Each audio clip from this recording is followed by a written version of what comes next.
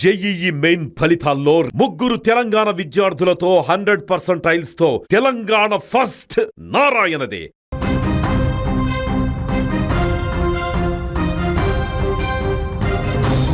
తమిళనాడు రాజకీయాల్లో పెను ప్రకంపనలు రేపే ఒక విస్తుపోయే నిజం ఇప్పుడు బయటపడింది. ఎన్నికల ఫలితాల తర్వాత విజయ్ నేతృత్వంలోని టీవీకే పార్టీని దెబ్బ కొట్టేందుకు సీఎం స్టాలిన్ ఒక భారీ వ్యూహాన్ని రచించారని, అయితే అది బెడిసి కొట్టడంతోనే సమీకరణాలు పూర్తిగా మారిపోయాయని తెలుస్తోంది. టీవీకే పార్టీకి కాంగ్రెస్ ఎందుకు మద్దతు ఇచ్చిందనే ఉత్కంఠకు తెరదించుతూ తమిళనాడు సిపిఎం ప్రధాన కార్యదర్శి బాబీ వెల్లడించిన విషయాలు ఇప్పుడు సౌత్ ఇండియా పాలిటిక్స్ లో హాట్ టాపిక్ అయ్యాయి. విజయ్ ప్రభుత్వాన్ని అడ్డుకోవడానికి స్టాలిన్ ఏకంగా తన బద్ద శత్రువు అన్నా డీఎంకేతో చేతులు కలపాలని చూడడం ఇప్పుడు అందరినీ షాక్ కు గురిచేసింది. తమిళనాడు అసెంబ్లీ ఎన్నికల్లో విజయ్ నేతృత్వంలోని టీవీకే పార్టీ సింగిల్ లార్జెస్ట్ పార్టీగా అవతరించింది. అయితే సొంతగా ప్రభుత్వం ఏర్పాటు చేయడానికి అవసరమైన మ్యాజిక్ ఫిగర్ విజయ్ దగ్గర లేదు. ఇదే సమయంలో డీఎంకే కూటమిలోని పార్టీలు భవిష్యత్తు వ్యూహంపై చర్చించేందుకు స్టాలిన్ ను కలిశాయట. ఆ చర్చల సమయంలో స్టాలిన్ ఒక వింత ప్రతిపాదనను తెరపైకి తెచ్చినట్లు తెలుస్తోంది.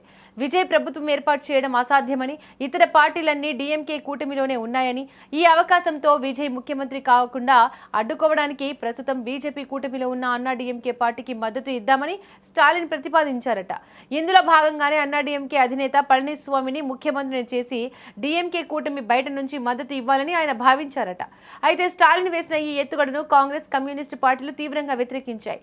బీజేపీతో పొత్తులో ఉన్న అన్నా డీఎంకేకు మద్దతు ఇవ్వడం అంటే పరోక్షంగా బీజేపీ ప్రభుత్వానికి మద్దతు ఇచ్చినట్లే అవుతుందని కాంగ్రెస్ నేతలు వాదించారు.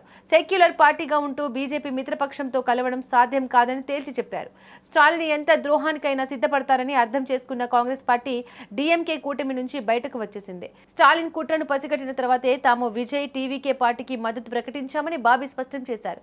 ఒకవేళ కాంగ్రెస్ ఆ సమయంలో బయటకు రాకపోతే తమిళనాడులోని బీజేపీ మద్దతు ఉన్న అన్నా డీఎంకే ప్రభుత్వం ఏర్పడేదని, దాన్ని అడ్డుకోవడానికే తాము ఈ నిర్ణయం తీసుకున్నామని బాబీ వివరించారు.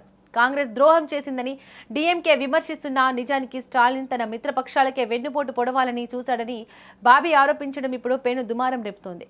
దీంతో తమిళనాడులో రాజకీయ సమీకరణాలు మరోసారి రసవత్తరంగా మారాయి.